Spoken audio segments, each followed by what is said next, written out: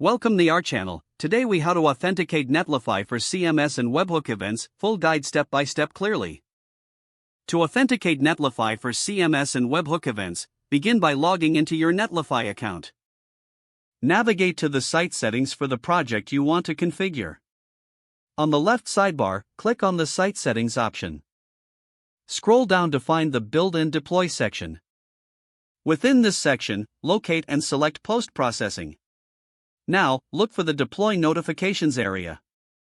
Here, you will find options to set up various integrations. To add a webhook, click on Add Webhook. Select the event that you want to trigger the webhook responses. Make sure to enter the correct URL for your CMS or endpoint. After entering the URL, you can customize the trigger settings as needed. Save your changes to activate the webhook. Next, open your CMS configuration file, usually named config.yml. Find the section labeled Backend in your CMS configuration. In this section, you will need to specify the name and repo values. The name should be set to Git Gateway if you are using the Git Gateway. The repo should contain your repository name in the format username/repo name.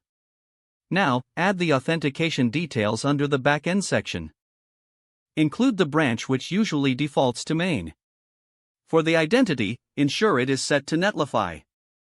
Next, set up the identity service within your Netlify dashboard. Go to the Identity tab on the left sidebar. Enable identity if it is not already activated. Add your site's identity providers if necessary. This could include login options like GitHub or email. Once the identity service is set, return to your CMS configuration. Ensure that your CMS is equipped to handle user authentication. After finalizing these settings, run a build on your site. This will ensure your configuration is recognized and applied correctly. Test the webhook by making a change in your CMS. Monitor your Netlify dashboard to see if the deployment is triggered.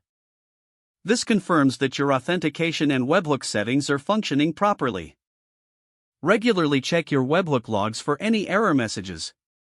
Don't forget to like this video and subscribe to our channel for more step-by-step tech guides.